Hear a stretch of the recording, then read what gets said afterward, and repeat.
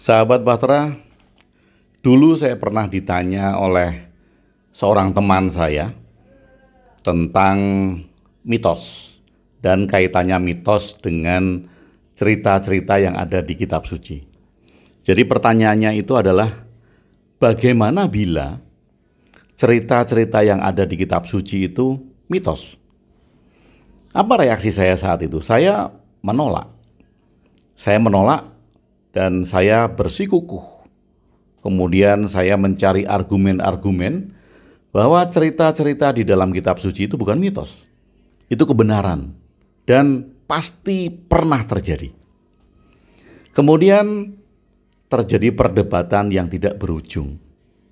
Artinya saya mencari argumen-argumen selanjutnya hanya untuk membuktikan bahwa cerita-cerita di kitab suci itu bukan mitos.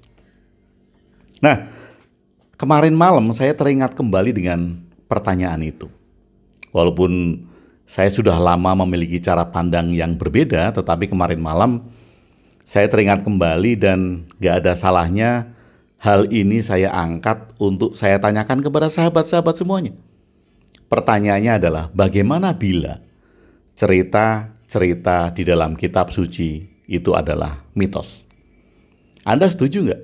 Atau Anda punya argumen bahwa itu bukan mitos? Kalau itu bukan mitos, argumen Anda seperti apa? Nah, sahabat Bahtera, sebelumnya saya akan bacakan dulu arti mitos ya. Saya ambil dari beberapa sumber di internet. Yang pertama, mitos, bahasa Yunani atau myth ya, adalah bagian dari suatu folklore atau kisah yang berlatar masa lampau, mengandung penafsiran tentang alam semesta, seperti penciptaan dunia, keberadaan makhluk di dalamnya, serta dianggap benar-benar terjadi oleh yang punya cerita dan penganutnya. Nah, ini definisi mitos yang pertama. Nah, di sini ini juga ada beberapa pengertian tentang mitos yang tentu saja ini menarik. Kalau bagi saya ini menarik. Kita lihat lagi. Ciri khas ya. Ciri khas mitos. Pelaku utama yang diceritakan dalam mitos biasanya adalah para dewa, manusia, atau pahlawan supranatural sebagai kisah suci. Umumnya mitos didukung oleh penguasa atau imam atau pendeta yang sangat erat dengan suatu agama atau ajaran kerohanian. Nah, ini ciri khas mitos. Nah, kemudian suatu mitos merupakan himpunan kepercayaan yang tidak harus didukung fakta ilmiah. Jadi kalau kita mendengar cerita-cerita yang mungkin itu termasuk mitos, maka mitos merupakan himpunan kepercayaan yang tidak harus didukung oleh fakta ilmiah. Oke, tidak harus didukung oleh fakta ilmiah. Jadi kalau dulu saya mencari argumen bahwa ada fakta-fakta ilmiah tentang cerita-cerita di dalam kitab suci, mungkin itu tidak perlu. Kalau itu mitos, maka itu adalah himpunan kepercayaan yang tidak harus didukung oleh fakta ilmiah. Oke, kemudian ada lagi tentang asal mula mitos ini ya. Suatu teori menyatakan bahwa mitos adalah catatan peristiwa bersejarah yang dilebih-lebihkan. Menurut teori ini, penutur cerita itu melebih-lebihkan peristiwa secara terus-menerus sampai akhirnya figur di dalam cerita tersebut memperoleh status setara dengan dewa. Nah, beberapa teori menyatakan bahwa mitos dimulai sebagai suatu alegori. Itu alegori ya, perumpamaan. Menurut suatu teori, mitos-mitos bermunculan sebagai alegori tentang fenomena alam. Melambangkan matahari, penciptaan dunia, lautan, dan sebagainya. Nah, beberapa pemikir itu percaya bahwa mitos merupakan hasil personifikasi kekuatan dan benda yang ada di alam semesta. Nah, apakah mitos ini salah? Tentu tidak. Mitos itu bagus. Karena apa? Karena untuk menyampaikan hal-hal yang transformatif. Untuk menyampaikan hal-hal yang tidak bisa disampaikan secara lugas. Tidak bisa disampaikan secara vulgar. Maka zaman dulu orang-orang menciptakan cerita-cerita yang termasuk dalam mitos. Kalau mitos ini tidak jelek dan mitos itu bukan sesuatu yang salah, maka tentu ada kandungan-kandungan mulia di dalam cerita-cerita mitos. Ada kandungan-kandungan moral, ada kandungan-kandungan pesan-pesan kebaikan di dalam mitos-mitos itu. Nah, sahabat Bahtera, kembali ke pertanyaan tadi. Bagaimana bila di cerita-cerita kitab suci itu adalah mitos? Kita menolak tidak? Dulu saya menolak dan saya berargumen dengan serentetan fakta-fakta yang saya anggap ilmiah, walaupun itu saya cari juga di internet. Karena saya bukan peneliti, Anda juga bukan peneliti. Anda tentu hanya akan mencari yang Anda anggap fakta-fakta di internet, entah itu hoax atau tidak, tentang penelitian. Tetapi coba kita pikirkan baik-baik, kalau kita mendengar cerita tentang turunnya Adam dari surga, ada fakta ilmiahnya enggak? Adam itu dari mana? Turun dari surga, surganya surga apa? Kemudian turun di bumi, jejak faktanya ada di mana? Atau kemudian ada cerita Musa membelah lautan. Ada fakta ilmiahnya enggak? Mungkin kita baca di internet, saya pun baca penemuan-penemuan, misalnya ada penemuan bangkai kuda yang di dalam lautan, kemudian ditemukan mumi Fir'aun yang ternyata mengandung garam. Tapi ini menjadi pro dan kontra karena kandungan garam itu bukan berasal dari, tidak diartikan bahwa dia pernah terendam di dalam laut, karena memang pengawetnya itu mengandung garam. Atau kemudian banjir Nuh. Fakta ilmiah tentang perahu Nuh itu ada di mana? Kalau banjirnya, kita bisa melihat bahwa sejarah di dalam dunia itu terjadi banjir yang berulang kali. Nggak usah dunia, kalau di Indonesia juga kita sering mengalami banjir-banjir besar atau tsunami. Kita pernah mengalami itu. Tetapi perahu Nuh, cerita tentang Nuh yang membangun kapal yang demikian besar, bahkan kemudian ada yang mengkait-kaitkan kayunya itu kayu dari Jepara, dari Jogja, membuat kapal yang besar. Ini cerita betul, sejarah, atau hanya metafora? Atau ada pesan-pesan yang akan disampaikan di sana? Kalau kemudian kita hanya berpikir dengan kacamata kuda, bahwa apa yang saya yakini di dalam kitab suci itu merupakan hal-hal yang benar dan bukan mitos, pokoknya, mungkin kita tidak akan melihat makna. Nah, kalau sekarang saya ditanya, Pak Agung, bagaimana bila cerita-cerita di dalam kitab suci itu adalah mitos? Saya akan menjawab, mengapa tidak? Entah dia diakui sebagai mitos atau dia diakui sebagai cerita yang benar-benar terjadi, kisah-kisah yang pernah ada, bedanya apa? Bedanya apa?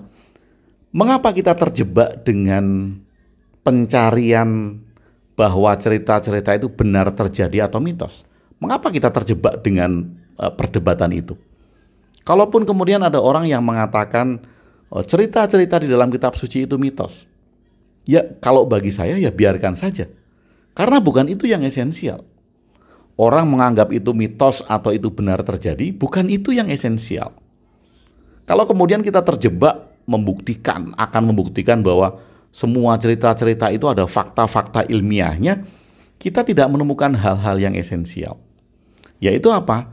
Pesan-pesan mulia, pesan-pesan moral, pesan-pesan kebaikan di dalam kehidupan yang dibuat di dalam cerita itu. Saya juga pernah bertanya kepada teman-teman saya di satu grup, apakah Anda percaya bahwa ada orang yang pernah ditelan ikan paus dan hidup selama berapa hari hidup di dalam perut ikan paus? Nah, tentu saja ini masih menjadi perdebatan. Kalau kita terjebak di dalam perdebatan ini mitos atau fakta, kita tidak menemukan hal-hal yang esensial. Kalau saya akan menjawab bila saya mendengar pertanyaan itu, saya akan jawab mengapa tidak. Dan boleh-boleh saja orang menganggap bahwa itu mitos. Kita tidak harus marah. Kita tidak harus kemudian mempertahankan bukti-bukti atau mencari bukti-bukti hanya untuk membuktikan bahwa itu adalah cerita-cerita yang ada fakta-fakta ilmiahnya. Itu bukan hal yang esensial. Apa yang esensial? Yang esensial adalah kita menangkap nggak pesan-pesan kebaikan di dalam cerita itu. Kita menangkap nggak pesan-pesan moral di dalam cerita itu. Kita menangkap nggak pesan-pesan kehidupan di dalam cerita itu. Jangan-jangan kita nggak menangkap pesan itu. Kenapa? Karena kita terjebak dengan ini benar atau tidak. Ini fakta atau mitos. Dan kita tidak belajar pesan-pesan di dalamnya. Karena kita terjebak dengan itu. Dan sepanjang hidup kita, kita tidak mempelajari pesan-pesan mulia yang ada di dalam cerita-cerita itu. Sepanjang hidup kita, kita hanya terjebak untuk membuktikan apakah ini ada fakta ilmiahnya atau tidak. Dan kita bukan peneliti. Kalau tugasnya peneliti, tugasnya ilmuwan, ya boleh-boleh saja. Karena itu memang tugasnya. Ada seorang ilmuwan yang bertugas meneliti apakah laut di zaman Musa itu pernah terbelah. Itu tugasnya dia, tugasnya ilmuwan. Boleh-boleh saja, karena itu memang ranahnya para ilmuwan untuk meneliti hal-hal yang masih dipertanyakan. Karena cara pandang ilmuwan ini kan diawali dengan keraguan. Apakah ini benar terjadi, ada faktanya atau tidak, maka kemudian dilakukan penelitian.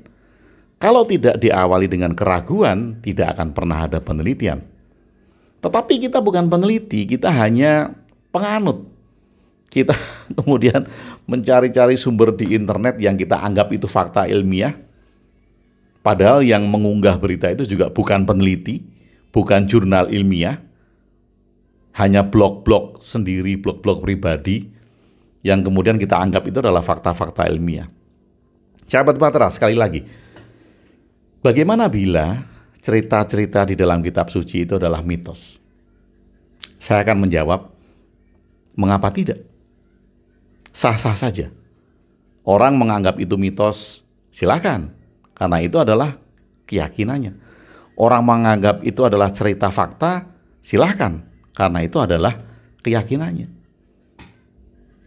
Kita terjebak dengan argumentasi apakah ini fakta atau ini mitos. Yuk, mari kita jangan terjebak di situ dan kita lihat pesan-pesan mulia di dalamnya.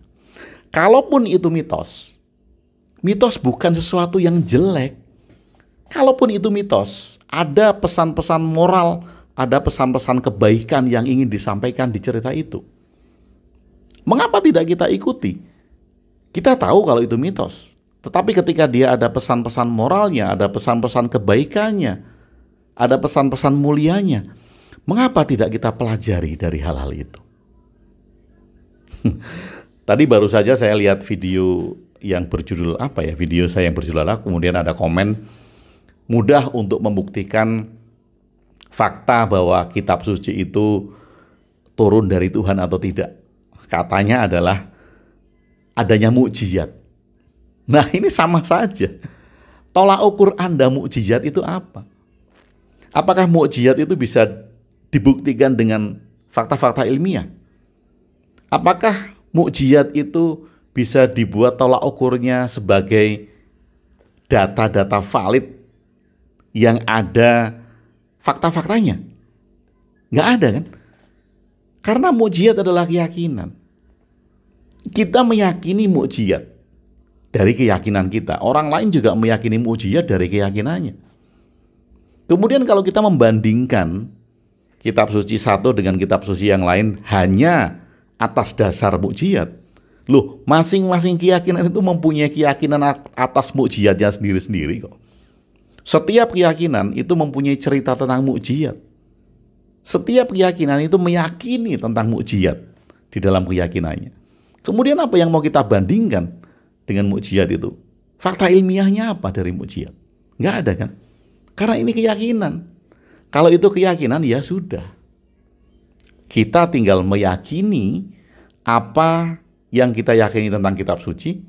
Kita tinggal meyakini apa yang kita yakini tentang cerita-cerita yang ada di dalam kitab suci kita.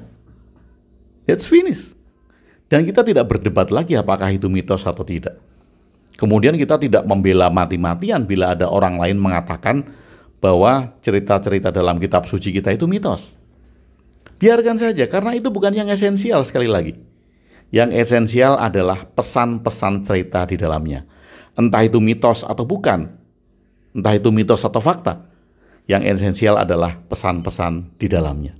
Semua cerita, baik itu mitos, baik itu cerita fakta, baik itu cerita sejarah, mengandung pesan-pesan moral, pesan-pesan baik di dalam kehidupan, ajakan-ajakan untuk bertingkah laku yang baik. Jadi, bagaimana menurut Anda? Bagaimana bila cerita-cerita di dalam kitab suci Anda itu mitos? Apakah Anda akan bersikukuh untuk menemukan fakta-fakta ilmiah sehingga Anda dapat membuktikan bahwa cerita-cerita itu bukan mitos? Atau Anda bergerak untuk menemukan makna-makna, pesan-pesan moral, kebaikan-kebaikan di cerita itu sehingga Anda tidak mempedulikan lagi. Entah itu mitos atau tidak, entah itu karangan atau tidak, yang terpenting adalah ada pesan kebaikan yang bisa kita lakukan untuk kebaikan-kebaikan di kehidupan kita saat ini. Sahabat Bahtera, terima kasih banyak. Saya merefleksikan pertanyaan ini agar bisa kita diskusikan bersama-sama. Sekali lagi terima kasih sudah bersama saya Agung WB di Ruang Diri. Salam cinta dan bahagia.